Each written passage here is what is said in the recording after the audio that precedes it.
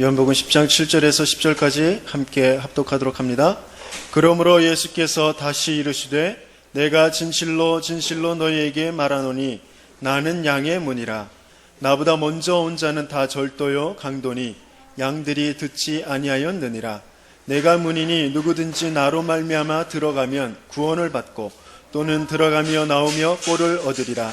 도둑이 오는 것은 도둑질하고 죽이고 멸망시키려는 것뿐이요 내가 온 것은 양으로 생명을 얻게 하고 더 풍성히 얻게 하려는 것이라.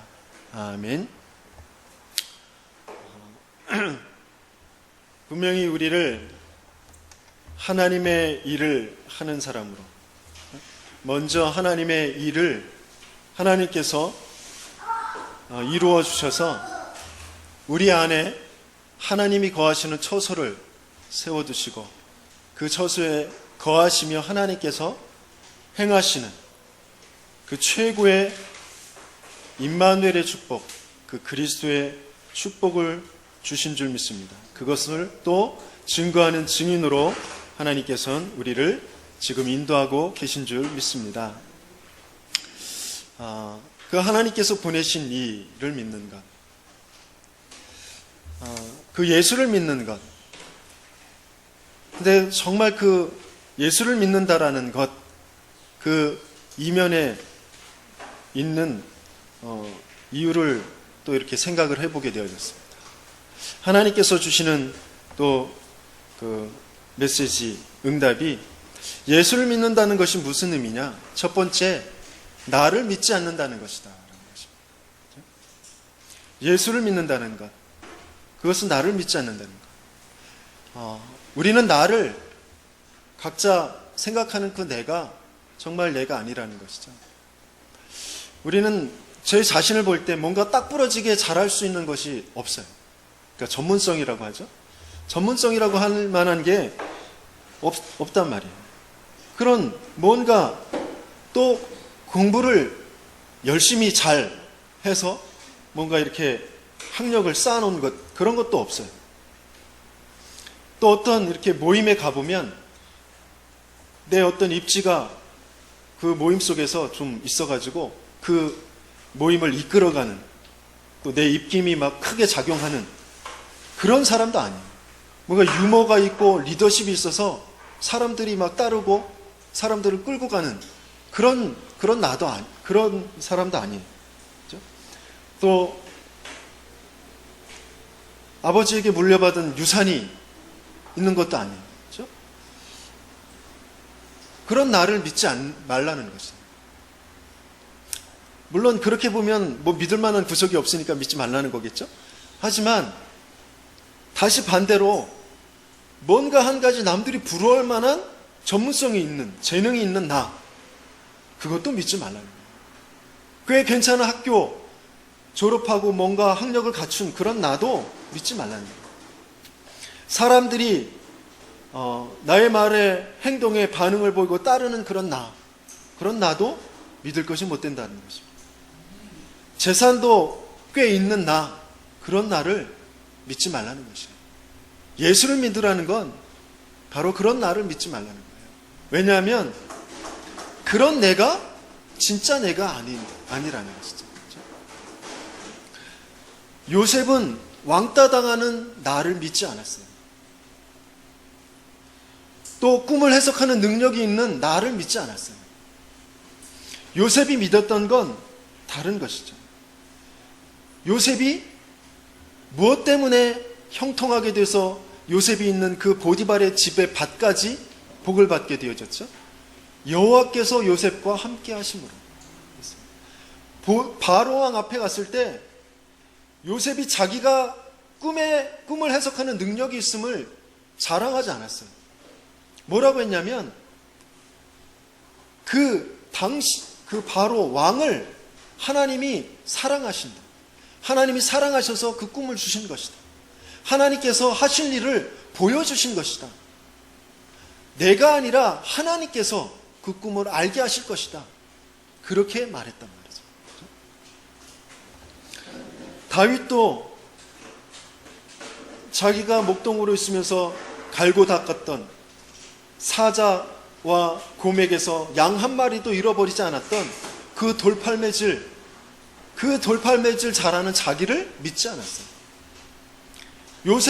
다윗이 믿었던 건 사자의 발톱에서 곰의 발톱에서 건지신 여호와 하나님께서 저 할례받지 못한 자, 하나님을 모욕하는 자를 오늘 나에게 붙이실 것이다. 그 하나님을 믿었단 말이죠. 우리는 이런저런 나를 믿지 말고 예수를 믿으라는 것이죠. 바울은 뭐라고 했죠? 자기가 가지고 있는 그 모든 것, 자기가 그 당시에 최고의 학문을 자랑했던, 그렇죠? 최고의 학문의 도시 알렉산드리아, 아덴, 그리고 다소였어요. 그런데 그 길리기아 다소 출신이었단 말이죠. 그 길리기아 다소의 가말리엘이라는 최고의 문학 선생, 그 선생 밑에서 배웠던 그런 수제자였어요. 문화생이었어요. 그렇죠? 그러면서 바리새인 중에 바리새인, 공회당원이었어요. 사내들인의 공회당원, 지금 말하면 국회의원과 같은, 그보다 더한 그런 명예와 그런 능력을 가지고 있었던 사람. 또 로마에 속국되어 있으면서 로마의 시민권을 가지고 있는 사람이었다. 굉장한 재산과 학식과 그런 모든 명예와 그런 것들을 가지고 있는 사람이었어요. 그런데 그런 자기를 믿지 않았어요. 어떻게 했죠? 그 모든 것을 다 배설물로 여긴다. 오히려 더 해로 여긴다라고 했어요. 왜냐하면 그리스도를 발견했기 때문에. 그리스도 그것만이 최고의 지식이고 최고의 명예이고, 그렇죠? 그래서 나는 그리스도께 발견되길 원한다 했습니다. 그래서 바울은 빌립보서 4장 13절에 내게 능력 주시는 자 안에서 내가 모든 것을 할 수 있다. 나를 자랑할 것 아무것도 없어요. 나를 믿을 것 아무것도 없어요. 그런데 내게 능력 주시는 자, 내게 모든 필요를 채우시는 그 하나님만을 믿는 것이다. 그래서 좀 더 나라는 것을, 내가 알고 있는 나라는 것을 깊이 들여다보면 진짜 내가 아닙니다. 다른 사람의 기준으로, 세상의 기준, 나의 기준으로 평가된 나, 그 나는 참된 나일 수가 없어요.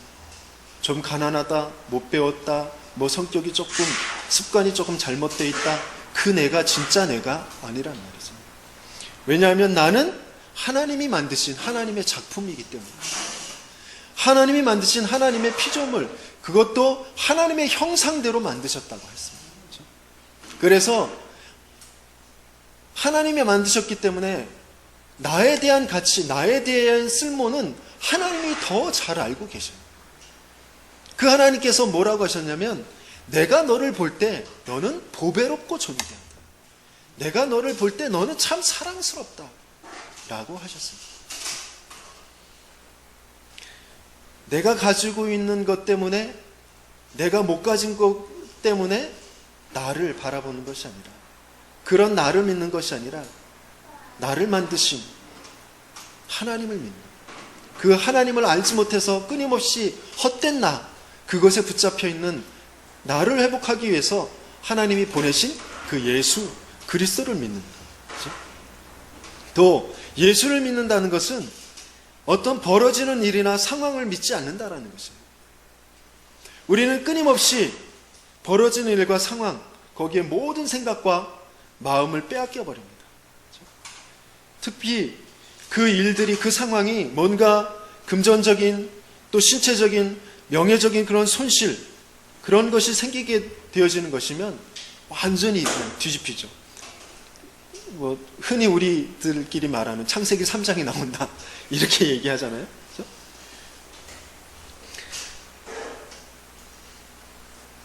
그 상황, 그 일, 거기에 내 마음과 생각을 빼앗겨버리는, 그 상황을 믿어버리는 거죠. 그러니까 막 뒤집어지는 것이죠. 안절부절하지 못하는 것이죠.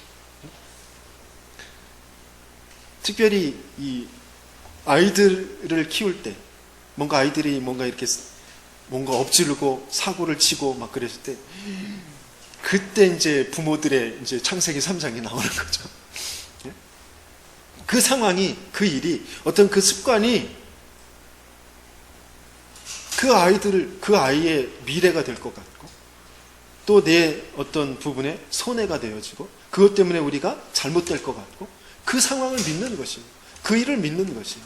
그러니까 자꾸 엉뚱한 데 이제 빠지게 되어지죠. 우리는 그 일들에 대해서 원인, 그리고 그 일들에 대한 이유, 이런 것을 알아야 돼요. 그런데 그것도 진정한 답은 아니죠. 그렇죠? 왜 그런 일들, 어떤 상황이라든지 어떤 사람의 행동이라든지 그런 것들에 대해서 그 이유와 원인, 그것을 잘 이렇게 밟아 가다 보면 그것을 해결할 수 있는 실마리를 찾게 되어진다라고 하잖아요. 그렇죠? 사람도 그냥 행동하는 것이 아니라 어떤 마음과 생각의 정서에 먼저 사인이 들어와서 그런 나중에 행동들이 있게 되어지는 것이다. 그래서 아이들도 괜히 사고를 치는 것이 아니라 어떤 그런 심리의 정서적인 압박과 불안, 이런 것들이 이 사고로, 어떤 잘못된 습관으로 나타나게 되어진다라는 것이죠. 그래서 그 이유와 원인을 파헤쳐 보려고 합니다. 그렇죠? 그래서 요번에 세월호 사건도 막 이유를 캐내고 그런다고 해서 그게 진정한 답이냐? 그렇지 않다는 거죠. 그 이유를 캐낸다고 그 이유가 정말 밝혀질까요? 그렇지 않습니다. 모든 일에, 모든 상황에 그럴 수밖에 없었던 그 근본의 이유는 그런 상태에 빠져 있는 것입니다. 그런 실수할 수밖에 없는, 그것이 또 어떤 큰 재앙으로 이어질 수밖에 없는 그런 상태에 빠져 있는 것입니다. 세월호 사건을 통해서 선장을 목 날리고 또 그 해양수산부 장관을 목을 날리고 대통령을 갈아치고 뭔가 조직을 만든다고 해서 해결되어지느냐? 그렇지 않다는 것입니다. 그런 지금 전 세계적으로 또 우리나라, 지금 우리 사회가 그런 문제가, 재앙이 올 수밖에 없는 상태에 빠져 있다는 것입니다. 그 속에 또 중요한 하나님의 계획이 있다는 것입니다. 그렇죠? 무슨 계획이냐? 그것을 먼저 묻고 또 그것을 찾아내는 것. 그것이 우리 하나님의 자녀들이 할 일이라는 것이죠. 요셉은 형들이 노예로 팔았다고 해서 애굽에 와 있는데 그것 때문에 원망하거나 그것 때문에 좌절하지 않았어요. 그 상황을 믿지 않았단 말이죠. 보디발의 아내가 누명을 씌워서 감옥에 갔는데 그것을 믿지 않았어요. 뭐라고 했느냐? 형들이 나를 판 것이 아니라 하나님이 생명을 구원하시기 위해서 나를 먼저 이곳에 보내신 것이다 라고 했습니다. 결과적으로 그게 맞단 말이죠. 지금 여러 가지의 재앙, 그것이 올 수밖에 없는 상태, 그것을 통해서 하나님께서는 끊임없이 무엇을 알길 원하시느냐? 너희들이 하나님 떠나서 자꾸 복음을 놓쳐버려서 교회에서는 끊임없이 세상 것과 똑같은 기준 가지고 사람들에게 잘못된 메시지를 전달하고 있기 때문에 영적인 문제가 해결되어지지 않고 있는 것 아니냐? 그리스도만 너희들이 알아야 된다. 그리스도를 믿어라. 예수를 믿어라. 너희들 자신을 믿지 말고, 지금 상황을 믿지 말고, 일들을 믿지 말고 예수를 믿어라 라고 하고 계신 것이죠. 그 하나님의 계획을 붙잡는 것이죠. 또 예수를 믿는다는 건 세상의 방법, 프로그램을 믿지 않는다는 것입니다. 많은 사람들이 경제학, 과학, 의학, 심리학, 복지, 법, 제도, 이런 것으로 인간을 알려고 하고 또 인간의 문제를 해결하려고 하고 인간을 더 행복하게 만들 수 있다라고 믿고 있는 것입니다. 그래서 자꾸 끊임없이 그것을 교회에서도 가져다 대고 있는 거죠. 경제학으로, 심리학으로 영적인 문제를 해결할 수 없습니다. 그러다 보니까 끊임없이 많은 갈등들이 찾아오는 것입니다. 각자 나름의 방법을 찾아가는 길들이 다르거든요. 보수라는 것, 진보라는 것, 야당이라는 것, 여당이라는 것, 공산주의, 민주주의, 자유주의, 왜 그런 것들이 자꾸 나오느냐? 그런 것 속에서, 그런 것을 통해서 해결책을 찾을 수 있다고 믿기 때문에. 그렇죠? 그러니까 끊임없이 갈등이 오는 거죠. 왜 자녀하고 부모가 갈등이 오느냐? 내가 경험해 보니까 이게 맞는 거야. 그것을 자꾸 주장하는데 자녀들은 아니라니까. 지금 세월이 어떤 세월인데. 좀 고리타분한 얘기 하지 마. 그런 거예요. 둘 다 세상의 방법, 그렇죠? 그런 프로그램, 그런 지식, 그것을 믿고 있기 때문에 갈등이 생기는 것이에요. 그 갈등 속에서 끊임없이 하는 것이 뭐냐? 뭔가 자꾸 갈아치우는 것이에요. 법을 만들고 사람을 갈아치우고, 그렇죠? 제도를 바꾼다고, 총리, 장관, 대통령을 바꾼다고 개인이 행복해질 수 없습니다. 또 돈이 많아지고 지식이 많아진다고 이런 문제들이 해결되어지지 않습니다. 이런 모든 제도들, 모든 세상의 방법들, 프로그램들, 돈, 지식, 그런 것들은 다 그냥 복음을 위해서 사용하면 되는 것입니다. 진짜는 우리가 그리스도로 충분하다는 것입니다. 진짜는 그리스도만 완전하다는 것입니다. 진짜는 그리스도 안에 모든 것이 다 있다라는 것입니다. 이것을 발견하고 체험하는 삶, 정말 이것을 발견하고 체험하고 증인되어지는 삶으로 하나님께서는 우리를 인도하고 계신 것입니다. 그래서 오늘 주시는 말씀이 뭐냐? 내가 문이니 누구든지 나로 말미암아 들어가면 구원을 받고 또는 들어가며 나오며 꼴을 얻으리라 라고 하셨습니다. 그런데 중요한 말씀을 먼저 하셨죠. 8절에 보니까 나보다 먼저 온 자는 다 절도요 강도니 양들이 듣지 아니하였느니라 라고 하셨어요. 예수보다 먼저 온 자, 그리스도보다 먼저 온 자가 누구일까요? 시타르타 석가모니가 예수보다 560년 전에 먼저 왔습니다. 그렇다고 해서 절에서는 그렇죠? 예수보다 먼저 와서 예수도 석가모니에게 배우고 갔다, 이렇게 이야기하고 있습니다. 그렇죠? 공자도 550년 전에 예수 전에 왔습니다.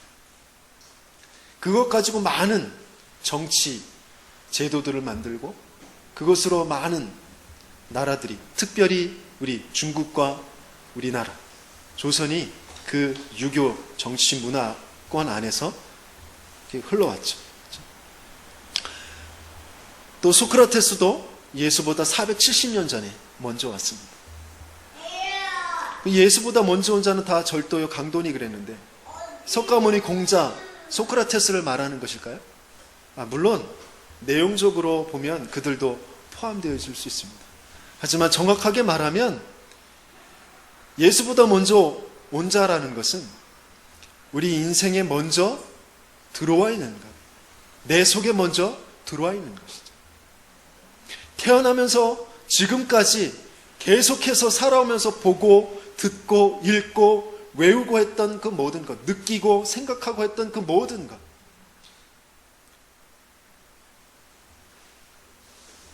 그 모든 정보와 지식들, 그것들이 또 내가 나에게 맞는 것이라고 인정하고 그것을 취하고 나의 신념으로 가치관으로 붙잡고 있는 것들, 또 내가 취하지 않았는데, 내가 그것을 맞다고 인정하지 않았는데 그냥 나도 모르게 들어와 있는 그런 무의식 중에 쌓여 있는 것들, 잠재의식화 되어져 있는 것들, 깊이 뿌리 내려 있는 것들이 있습니다.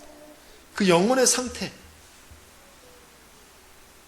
그것을 통해서 우리는 끊임없이 나를, 또 다른 사람을, 어떤 일과 상황을, 과거와 현재와 미래를 자꾸 받아들이는 거죠. 그런데 그것을 예수님께서는 뭐라고 하셨냐? 다 절도요 강도다라고 하셨어요. 왜 절도요 강도다라고 하셨죠? 그것들은 빼앗고 죽이고 멸망시키는 것이다. 내 속에 먼저 들어와 있는 것, 지식으로 쌓여져 있는 것, 내 신념이 되어 있는 것, 내 철학, 가치관이 되어져 있는 것, 그런 것들이, 그런 것을 통해서 우리는 그렇게 하면 되고 안 되고 뭔가 맞고 틀리고 그런 것으로 이제 내가 행복할 수 있다라고, 문제를 해결할 수 있다라고 생각하게 되어지는 거죠. 그런데 그걸 다 절도요 강도다라고 말씀하셨어요.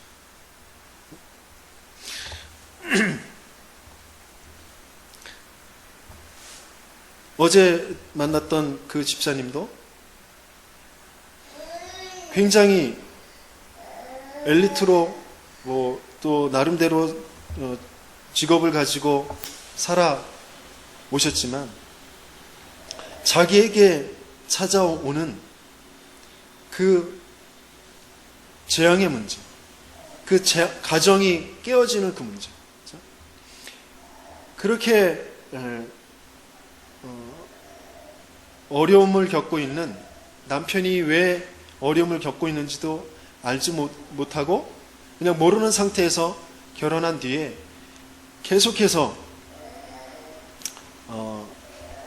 그 수발을 들어주고 또 약을 해주고 그래가지고 그 약한, 그 아무것도 할 줄 모르는 그런 상태에 있었던 남편을 건강하게 뭔가 이렇게 할 수 있도록 만들어줬단 말이에요. 그런데 어느 날 그 건강해지니까 딴짓을 해버리고 바람을 피워서 집을 나가버린단 말이에요. 그런 일들이 왜 생겼는지 도저히 해석할 수도 없고 알 수도 없고, 끊임없이 원망, 그러면서 또 가정의 오남매는 결혼도 자기 엄마를 보면서, 아빠를 보면서 결혼 안 하겠다고, 그래서 지금 50세가 넘었는데 결혼 안 하고 그대로 지내고 있단 말이죠. 이런 일들이 왜 생기는 거죠? 뭔가 내가 보여지고 내가 어떤 그 경험한 그런 상황, 그것을 또 내가 이렇게 바꿔보면 행복해질 수 있다고, 그것을 해결할 수 있다라고 생각하니까 그렇게 가는 것이거든요. 근데 그 모든 것이 다 내 인생을 빼앗아가는 절도요 강도라는 거죠. 일단 사람이 또 살고 봐야지 그러면서 현실적이고 효율적이고 실용적인 것을 계속 추구하게 되죠. 그것도 또한 다 절도요 강도라는 것입니다. 그런데 더 중요한 것은 그렇게 되어줄 수밖에 없도록, 그런 것을 취할 수밖에 없도록, 그렇게 선택하고 판단할 수밖에 없도록 이런 것들이 들어오도록 열어준 그 문이 있단 말이죠. 그것이 더 중요한 문제입니다. 그것을 성경에서만 말하고 있어요. 그것이 어떤 문이냐면 바로 마귀, 사탄의 그런 문입니다. 창세기 3장 5절에 너희가 그것을 먹는 날에는 너희 눈이 밝아져 하나님과 같이 되어 선악을 알 줄 하나님이 아심이라 라고 속인 것이에요. 이 메시지를 나의 존재의 문으로 삼아버린 것입니다. 여기에서 모든 운명과 사주팔자가 시작되어집니다. 여기에서 모든 지옥의 문제가, 모든 저주 재앙의 문제가 시작되어지는 것이죠. 이것이 죄의 문입니다. 그렇죠? 창세기 3장 6절에 여자가 그 나무를 본즉 먹음직도 하고 보암직도 하고 지혜롭게 할 만큼 탐스럽기도 한 나무인지라 여자가 그 열매를 따먹고 그랬어요. 그렇죠? 죄의 문. 뭔가 욕심이 생기고 또 그것을 취하면 되어질 것 같고 그렇게 해서 그것을 취해버립니다. 야고보서에는 그것을 이렇게 얘기하고 있습니다. 욕심이 잉태한 즉 죄를 낳고 죄가 장성한 즉 사망을 낳느니라. 그 죄의 문이 내 인생에 먼저 들어와 있기 때문에 잘못된 것을 자꾸 받아들이는 거죠. 절도요 강도인데 그것을 자꾸 받아들입니다. 절도요 강도인 줄 모르고.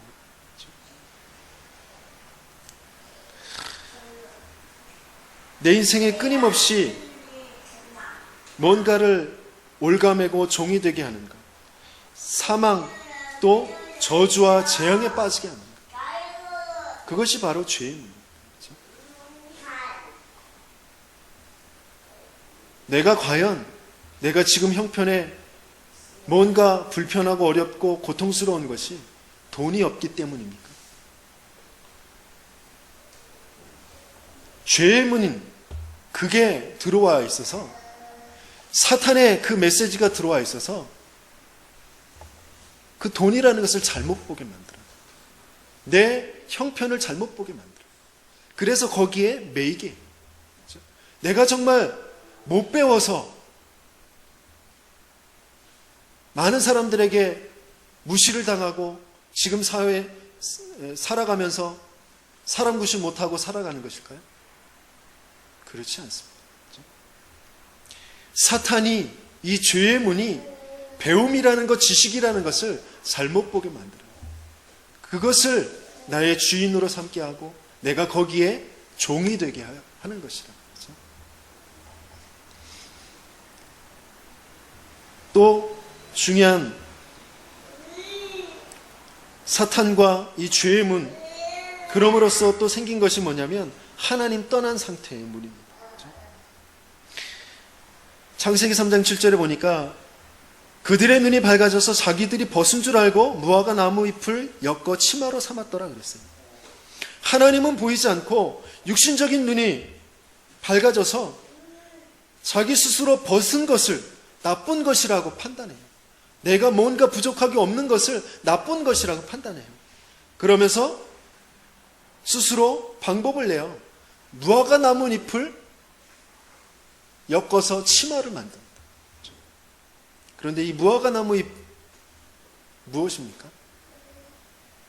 나중에 예수님께서 영원토록 열매 맺지 못할 것이다 라고 말씀하신, 저주하신 그것이, 그 무화과 나무는 바로 이스라엘을 뜻하고 우리 인생을 뜻하고 또 그 속에 있는 종교를 뜻하고, 그렇죠?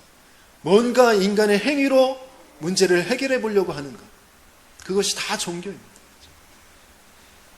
그것으로는 해결할 수 없기 때문에 다 절도요, 강도를 받아들이게 되어지는 것이기 때문에 예수님께서 그것을 저주하셨어요. 그렇죠? 내 속에 먼저 들어와 있는 것, 그것을 다 절도요, 강도라고 하셨습니다. 율법과 인본주의 좋은 것 같지만 뭔가 겉으로 처음 해입을 때는 그럴듯하게 보이잖아요. 가려진 것 같잖아요. 안심되어지는 것 같잖아요. 하지만 그것으로는 안 되어집니다. 끊임없이 내 마음과 삶을 빼앗아갑니다. 그렇죠?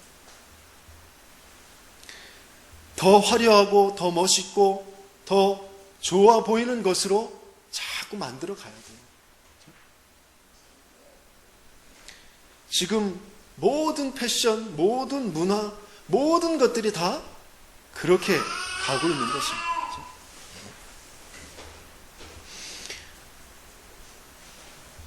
10절에 보니까 도둑이 오는 것은 도둑질하고 죽이고 멸망시키려는 것 뿐이에요. 그런데 우리는 자꾸 그것을 받아들입니다. 우리의 정신과 마음에 계속해서 짐을 지어서 디스크가 나가게 합니다. 그렇죠? 우리 뭔가 이렇게 무거운 짐을 계속 쥐고 있으면 어떻게 될까요? 이 허리, 이 척추에 뼈와 뼈 사이에 뭔가 이렇게 충격을 완화시키는 디스크가 있잖아요. 그렇죠? 그 뼈와 뼈 사이에 공간인데 그냥 공간이 있는 것이 아니라 그 뭔가 그 추간판이라고 해서 이 디스크가 들어가 있단 말이에요. 물렁물렁하게 그 충격을 완화시켜주는 것이 들어가 있어요. 그런데 그것이 계속 충격을, 뭔가 이렇게 무게를 감당하다 보면, 많이 쓰다 보면 그것이 너덜너덜해지거나 아니면 이렇게 쭉 눌려져서 옆으로 튀어나오거나, 그래서 고통이 생기는 거예요. 그죠? 그래서 그것을 잘라주거나 아니면 다시 그것을 뭔가로 다시 끼워 넣어주거나 그래야 된단 말이죠. 그죠? 그런 고통은 우리 장로님이 잘 알고 계시잖아요. 또 지금 그 고통을 당하고 계신 분도 계신데, 저도 허리가 좀 안 좋은데 우리의 정신과 마음에 끊임없이 무거운 짐을 지워서, 그렇죠? 그 완충작용하는 것, 그것이 너덜너덜해지게 해요. 그것이 쭉 눌려져서 다른 것을 또 건드리게 해요. 그러니까 뭔가 조금만 건드려져도, 뭔가 조금만 움직여도 여유가 없고 고통스러워. 우리 마음과 생각에 여유가 하나도 없어요. 자꾸 염려가 찾아오고 고통이 찾아오고 불안이 찾아오고 두려움이 찾아오는 건 계속해서 이 절도와 강도, 그것을 받아들이고 있기 때문에, 그렇죠? 그게 스트레스가 되어지고 그것이 이제 우울증, 또 어떤 사람들은 분노 조절 장애, 뭔가 그냥 팍 폭발해버리는 거예요. 아무것도 아닌 일인데 그냥 그동안 눌려져 있던 거, 그동안 너덜너덜해져 있던 거, 그것 때문에 잠깐 건드려지니까 그냥 확 폭발하는 거예요. 그러니까 그것 때문에 또 사람을 막 죽이기도 하고 큰 범죄를 저지르기도 하고 막 불을 지르기도 하고, 이런 일들이 생깁니다. 정신분열증, 대인기피증, 공황증, 강박증, 이런 것들이 거기에서 생기는 거죠. 이 중요한 마귀 사단의 그 문, 죄의 문, 하나님 떠난 영적인 상태의 문, 그 속으로 자꾸 다른 것들을, 그렇죠? 다른 진짜 내가 아닌 나를 받아들이고, 그렇죠? 벌어지는 일과 상황을 받아들이고, 또 세상의 방법과 프로그램을 받아들이고, 그러다 보니까 점점점 더 심각해지는 것입니다. 그러면서 반면에 자신을 포장하고 위장하기 위해서 다른 나를 만듭니다. 그렇죠? 페르소나라고 하죠. 그렇죠? 가면을 쓰고 생활해요. 3중 생활, 2중 생활, 4중 생활, 5중 생활합니다. 그래서 짧게 여러 만남을 가져요. 여러 동호회들을 가져서 거기서 짧게 만나요. 오래도록 같이 지내면 들키니까 다른 나로 짧게 여러 만남들을 가지면서 그렇게 자신을 위안해 가면서 살아가는 것입니다. 그 속에서 찾아올 수밖에 없는 게 술과 도박과 섹스와 문화, 쇼핑, 게임, 일, 그런 것에 중독되어지는 거죠. 지금 심각한 게 문화 중독입니다. 여러분들은 문화 중독 안 되셨죠? 이 스포츠라는 것, 영화라는 것, 음악이라는 것, 이 스마트폰이라는 것, 이런 것이 다 문화 중독. 또 우리는 좀 그럴듯해 보이지만 공연이라는 것, 이런 자연이라는 것도 다 중독. 뭔가 산에 올라가면 내 인생이 좀 더 여유로워지고 그럴 것 같다. 산을 만드신, 자연을 만드신, 모든 법칙들을 만드신 하나님을 알지 못하면 우리는 또다시 거기에 붙잡힐 수밖에 없게 되었습니다. 그래서 오늘 주신 말씀, 본론의 말씀이 뭐냐면 내가 문이니 누구든지 나로 말미암아 들어가면 구원을 받고 또는 들어가며 나오며 꼴을 얻으리라 라고 하셨습니다. 내가 문이니 누구든지 나로 말미암아 들어가면, 예수 그리스도가 문입니다. 어떤 문입니까? 참된 나를 찾을 수 있는 문입니다. 곧 하나님을 만날 수 있는 들어가는 문입니다. 어떤 것에도 얽매이지 않는 회방 자유의 문입니다. 생명의 근원을 잃어버린 그 문제를 해결하는 문입니다. 어떤 방법, 프로그램이 아니라 생명 그 자체를 얻는 문입니다. 그래서 내가 문이니 누구든지 나로 말미암아 들어가면 구원을 받고 그랬습니다. 예수께서 이르시되 내가 곧 길이요 진리요 생명이니 나로 말미암지 않고는 아버지께로 올 자가 없느니라 그랬습니다. 다른 이로서는 구원을 받을 수 없나니 천하 사람 중에 구원을 받을 만한 다른 이름을 우리에게 주신 일이 없음이라 하였다라고 했습니다.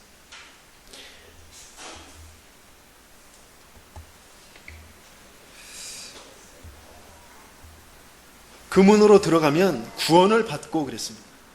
구원을 받는다라는 건 무엇이죠? 이 모든 문제의 원인이 되는 유일한 문제, 그러면서 영원한 문제, 또 그만큼 가장 중요한 문제인 창세기 3장의 문제에서 구원을 받는 것입니다. 지금 세상 사람들이 어려움을 겪고 있는 것, 엊그제 만난 친구도 어려서 엄마를 잃어버리고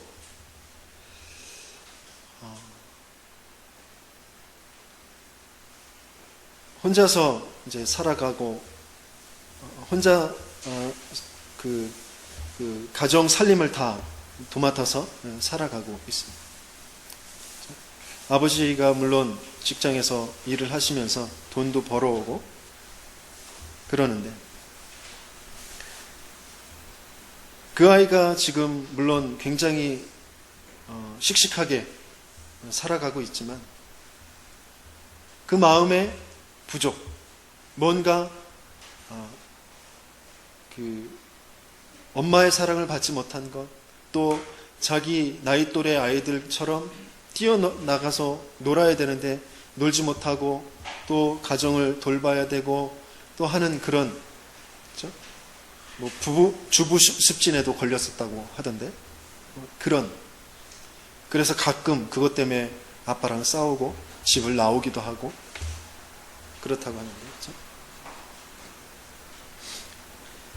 과연 그 아이가 엄마가 없는 문제, 그것 때문에 불행한 것입니다.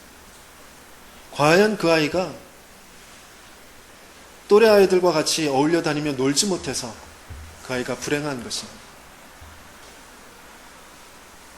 그 아이의 문제는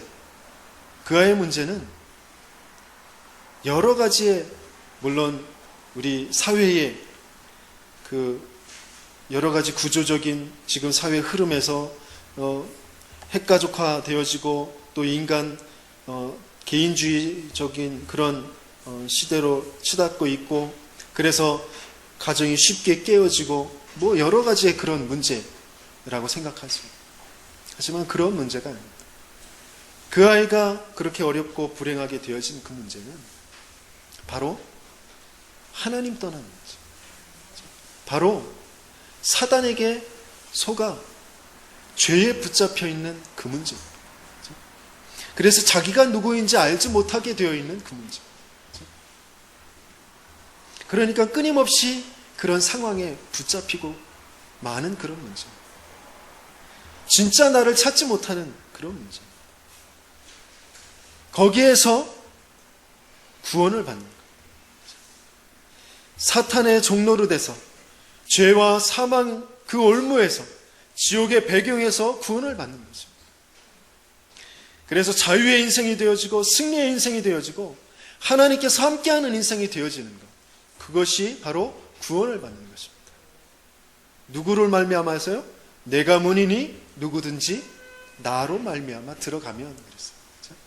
예수 그리스도 그 문으로 들어가면 자유의 인생이, 승리의 인생이, 구원받은 하나님과 함께하는 인생이 되어지는 줄 믿습니다. 그래서 예수님이 그러셨어요. 내가 진실로 진실로 너희에게 이르노니 내 말을 듣고 또 나 보내신 이를 믿는 자는 영생을 얻었고 심판에 이르지 아니하나니 사망에서 생명으로 옮겼느니라. 구원을 받은 것은 맞는데, 그렇죠? 우리는 이미 구원을 받은 것은 맞아요. 이미 예수가 나의 문이 되어져, 그리스도가 나의 문이 되어져서 나는 사탄의 종로로 돼서 죄에서, 지옥에서 이미 구원받았다. 난 구원받은 하나님의 자녀다. 그런데 나는 아직도 과거에 그대로 머물러 있고 붙잡혀 있고 뭔가 잘 안 되어지고, 말씀을 들어도 은혜는 받는 것 같은데 그 말씀의 성취가, 말씀의 능력이 나에게 나타나는 것 같지 않고, 기도가 잘 안 되어지고, 그렇죠? 전도자라고 하는데 전도는 고사하고 이 뭔가 이게 잘 안 되어진단 말이죠. 그런, 여기 앉아 계신 분들은 그런 분들이 안 계신데 그런 성도들이 만나는 분들 중에는 그런 성도들이 참 많단 말이죠. 그런 성도들에게, 그런 분들에게 여러분들이 답을 주셔야 될 줄 믿습니다. 그렇죠? 뭐라고 하셨냐? 들어가며 나오며 꼴을 얻으리라 라고 하셨어요. 구원받는 것, 그건 단 한 번에 영원한 문제가 해결받는 것입니다. 그러면서 중요한 것이 내 인생의 문제를 어디로 들어보내고 어디로 나오게 하느냐, 그것이 정말 중요한 것이에요. 내 가정의 문제, 내 직장의 문제, 내 자녀의 문제를, 저 사람과의 관계의 문제를, 내 성격의 문제, 습관의 문제를, 돈의 문제를 어디로 들어보내느냐, 그것입니다. 그렇죠? 20대가 부러워할 중년의 몸 만들기라는 책을 쓴 서울대학 병원의 그 외과 의사이신 교수님께서 이렇게 글을 쓰셨는데, 그 표지에 보니까 진짜 시스팩 딱 복근 딱 나오고 50대 중반 되신 분이신데 정말 20대도 부러워할 만한 몸을 만드셨더라고요. 근데 그분께서 얘기하는 것 중에 중요한 게 뭐냐면 IQ가 뭔지 아시죠? 지능지수. EQ는 감성지수. 그것을 이제 중요시 여겨서 이제 많은 책들, 또 아이들에게 접근하는 그런 방법들, 이런 것들 많이 나와 있잖아요. 그런데 또 이분이 얘기하는 건 뭐냐면 HQ, 그래서 습관지수. 얼마만큼 자신의 몸에 맞게 습관화시키느냐, 그것에 따라서 인생이 이제 바뀌게 되어진다는 것이죠. 그렇죠? 근데 과연 우리 인생을 습관을 바꾼다고 해서 해결되어지느냐? 습관만 바꾸면 안 됩니다. 그렇죠? 습관을 어디로 들여보내느냐, 그게 정말 중요한 것입니다. 그렇죠? 구원받기 전에 체질되어 있는 그 방법 그대로 따르고 있기 때문에 우리는 구원의 능력, 그렇죠? 그것이 내 현실의 삶에 나타나지 않고 있는 것처럼 보이는 것이죠. 그렇죠? 과거에 그대로 그냥 머물러 있고 붙잡혀 있는 것처럼 보여요. 과거에 있었던 그 무능 그 자체에, 과거에 있었던 그 가난에, 과거에 있었던 그 나의 어떤 그 못난 그 부분에 자꾸 내가 붙잡히고 머물러 있는 것처럼 보인다는 거죠. 내가 안 배웠거나 잘못 배워서 그렇다고 믿고 그것을 교육으로 들여보내고 있지는 않는지, 자녀나 사람과의 관계가 어떤 정서, 심리를 모르고 또 그것을 다룰 줄 몰라서 그렇다고 심리학이나 상담, 그 속으로 들여보내고 있지는 않는지, 우리의 모든 삶, 그것을 경제, 경영, 정치, 성공, 열심, 노력, 바르게 라는 곳에 들여보내고 있지 않은지. 제가 우리 세비세계 가장 많이 쓰는 단어가 똑바로, 잘, 이런 단어. 저렇게 이렇게 엎어져 있으면 똑바로 앉아요. 똑바로 해요. 그런 거죠. 그게 뭐냐? 바르게 하는 것, 똑바로 하는 것. 물론 그것 중요하죠. 하지만 그것을 어디로 들여보내느냐, 그것이 되어지지 않으면 그것으로는 결코 그 능력이 나타날 수가 없게 되어지는 거죠. 분명히 말씀하시고 계십니다. 양의 문, 나는 양의 문이다. 그래서 내게 들어가면, 그 예수 그리스도로 들어가며 나오며 꼴을 얻으리라 라고 하셨습니다. 그렇죠? 분명히 내 인생의 문제, 내 직장의 문제, 자녀의 문제, 사람과의 관계의 문제, 돈의 문제, 내 습관의 문제, 그 모든 것을 어디로 들여보내면 된다고요? 예? 어디로 들여보내라고요? 예수로, 그렇죠? 양의 문으로 들여보내시면 될 줄 믿습니다. 다른 것으로 들여보내면 어떻게 됩니까? 도둑이 오는 것은 도둑질하고 죽이고 멸망시키려는 것뿐이요 그랬어요. 그런데 내가 온 것은 양으로 생명을 얻게 하고 더 풍성히 얻게 하려는 것이라. 그래서 이제 결론적으로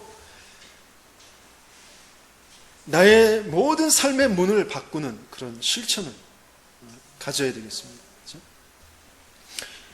그러기 위해서는 먼저 내가 사는 이유부터 바꿔야 됩니다.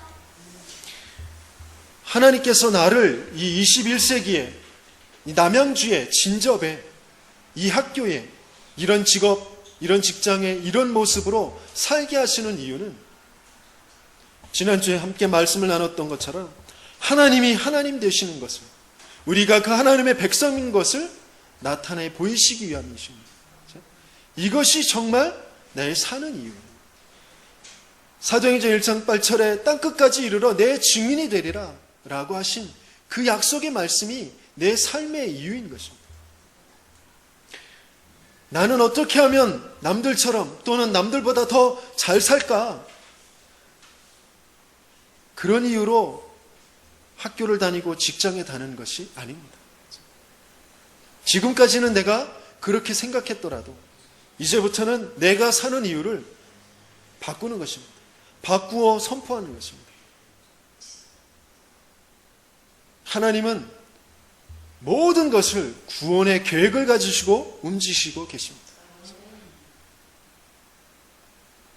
모든 인간의 역사, 지금 모든 자연의 움직임, 인간이 그 진노 아래, 저주 아래에 있어서 그 죄의 상태가, 저주의 상태가 계속해서 지금 움직여지는 것을 하나님께서는 그냥 보고 계신 것이 아니에요. 그것을 허락하시면서 지진과 기근과 해일과 모든 사건과 저주를 다 허락하시면서 무엇을 지금 이루고 계시느냐? 다른 것이 아니라 오직 그리스도로만 구원을 얻는 그 십자가의 도의 역사를 지금 이루시고 계신 줄 믿습니다. 그 하나님의 계획을 분명히 우리가 붙잡는 것입니다. 그래서 나는 지금 벌어지는 모든 문제, 딱 한 가지 문제로 본다. 유일한 문제, 영원한 문제, 창세기 3장의 문제로 본다. 그래서 지금 모든 사람들이 빠져있는 그 유일한 문제, 영원한 문제에 답을 내게 주셨기 때문에 영원한 답, 유일한 답, 그 그리스도를 내가 알고 있기 때문에 나는 그 답을 말해줄 유일한 사람이다. 그래서 가장 중요한 사람이다. 그 내 사는 이유를 먼저 확인하고 확신하고 선포하는 것입니다. 그렇죠? 내 직장에서 이 지역에서 과연 그리스도로만 내 인생의 문제가 해결될 수 있다라고 알고 믿고 그것을 전할 수 있는 사람이 과연 몇이나 될까요? 95,000명입니다. 진저부가. 그 중에 얼마나 될까요? 900명 있을까요? 90명 있을까요? 9명 있을까요? 만약에 9명 있다 그러면 여기 계신 분들. 그래도 조금 90명은 있겠지. 그렇게 생각하면서 그런 사람들을 만나야 됩니다. 900명은 있겠지. 하나님께서 900명은 준비하셨겠지. 10만 명을 두고 앞으로 10만 명이 될 것을 생각하고 1천 제자를 우리 기도 제목으로 삼고 있습니다. 그렇죠? 우리는 그만큼 중요한 사람들입니다. 아무리 지금 이 도시에 시장이 있고 국회의원이 있고 시의원이 있고 도의원이 있고 그들이 인생의 문제를 해결해 줄 수 없습니다. 유일한 인생의 문제를 해결해 줄 수 있는, 개인의 행복의 문제를 해결해 줄 수 있는 유일한 사람, 중요한 사람이 저와 여러분들인 줄 믿습니다. 그래서 이제 우리가 먼저 내 삶의 문을 바꾸는 중요한 시간을 갖는 것입니다. 집중의 시간을 갖는 것입니다. 그래서 첫 번째, 말씀에 집중하는 것입니다. 강단 메시지, 전체 메시지, 기도 메시지 중에서 한 편을 집중해서 듣는 것이에요. 늘 분산되어 있는 영적인 상태를 바꾸는, 그렇죠? 다른 것을 문으로 삼고 있는 그것을 닫아버리고 이제 말씀에 집중해서 그리스도로 각인시키는 것입니다. 그렇죠? 하루 한 시간 내 인생을 바꾸는 것에 투자할 수 없다면 분명히 예수님께서 들어가며 나오며 꼴을 얻으리라 라고 하셨는데, 생명을 풍성히 얻게 하신다고 하셨는데, 우리는 아무런 꼴도 그 생명의 능력도 얻을 수 없게 되어진 것이죠. 하루 한 시간 여러분 투자하실 줄 믿습니다. 무엇에요? 말씀 집중해. 그렇죠? 난 시간이 없는데요. 그러신 분들은 다음 스케줄 집중에 한번 들어가 보시면 내가 시간이 얼마나 많이 있는지 알게 되십니다. 선한 목자는 양들을 위해서 목숨을 버린다고 했습니다. 내게 내 인생을 맡기셨어요. 내 가정을, 내 자녀를, 내 직장을, 교회를, 이 지역을, 그렇죠? 우리의 후대들을 맡기셨습니다.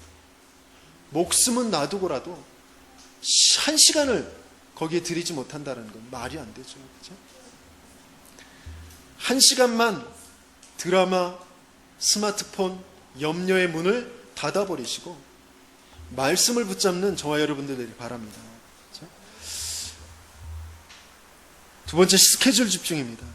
스케줄을 한번 내일 또 오늘 아침, 오늘 하루에 있을 스케줄을 쭉 적어보는 거예요.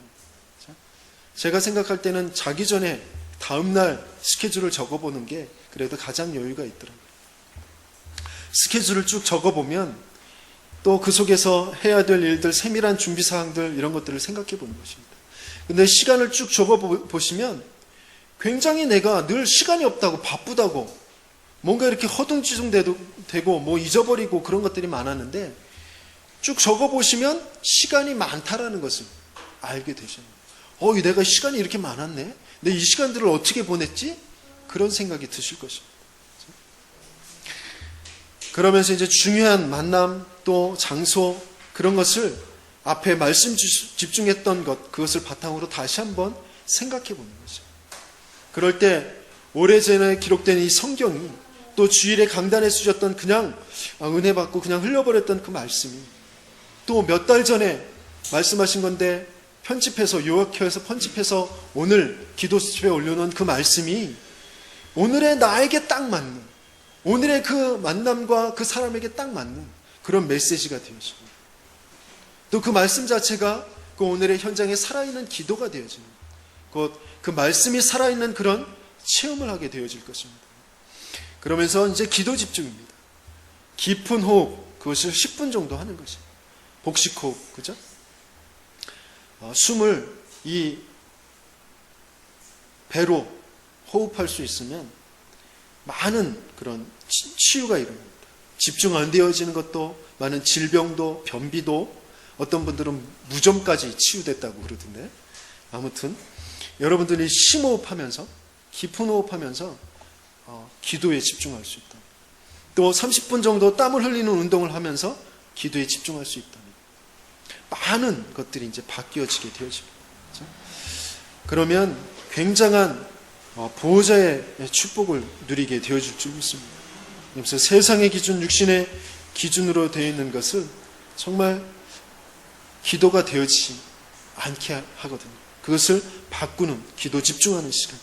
그러면서 전도의 집중은 다른 것이 아니라 바로 십자가의 도, 십자가의 도가 멸망하는 자들에 미련한 것이요 구원을 받는 우리에게는 하나님의 능력이 됨이라 라고 하셨어요. 그 십자가의 도를 나에게 적용시키고 또 내 주위에 있는 사람들, 나와 갈등을 겪었던 사람들, 나와 싸웠던 사람, 내가 정말 쟤 너무 싫어, 그랬던 사람 생각하시면서, 그 문제를 생각하시면서 이 십자가의 도를 적용해 보는 것입니다. 십자가의 도 무엇이죠? 이 복음 메시지, 주보 뒤에 있는 이 복음 메시지에 적용해 보는 것입니다. 나의 문제, 내가 어렵게 염려하고 근심하고 걱정하고 있는 것, 그렇죠? 그것을 이 십자가의 도에 적용해 보는 것입니다. 그러면서 그리스도로 답을 얻는 것입니다. 분명히 여러분은 하나님의 사람이기 때문에, 하나님의 일을 할 사람들이기 때문에 하나님께서는 분명히 그리스도로 답을 주실 줄 믿습니다.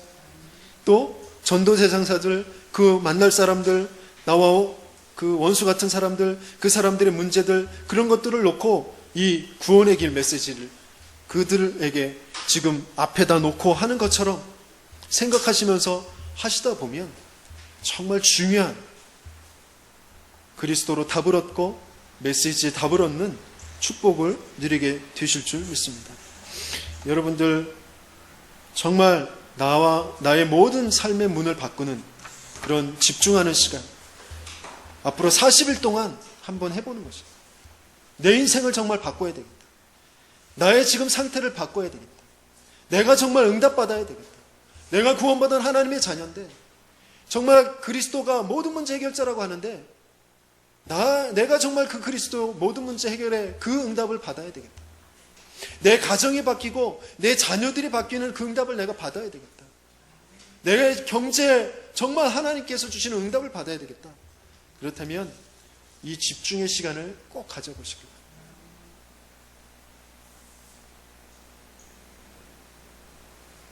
내 생을 걸고 응답을 받을 그 제목으로 삼고 계속되어 하시는 거죠. 잘 안 되실 거예요. 왜? 우리가 안 될 수밖에 없는 그 상태에 있기 때문에 안 됩니다. 안 될 때 또다시 내가 그 상태에 있구나, 또다시 도전하시고 40일 시작했다면 안 될 때부터 다시 시작해서 한 하루 이틀 하다가 또 안 됐으면 또다시 40일을 또다시 시작하는 거죠. 열흘 하다가 또 안 됐으면 또다시 40일을 또 시작하는 거죠. 그래서 40일에 집중, 그것이 되어질 때 정말 되어지는 응답, 그 응답이 지속되어지는 응답이, 그래서 내 인생이 완전히 전도자의 삶의 응답으로 바뀌어지는 응답이 분명히 오게 되어질 줄 믿습니다. 우리 함께 잠깐 하나님 나에게 정말 역사해달라. 내가 붙잡고 있었던, 내가 내 삶을 들여보냈던 그 모든 문들 이미 그리스도로 완전하게 깨어졌는데, 그리스도가 나의 문인데 그 문으로 모든 것을 들여보내고 또 모든 것이 그곳에서 나올 수 있도록 문을 바꾸는 집중의 시간을 가질 수 있게 해달라. 결단하시면서 또 하나님 앞에 은혜를 구하시면서 기도하는 시간 갖도록 하겠습니다. 함께 기도합니다. 하나님 감사합니다. 하나님께서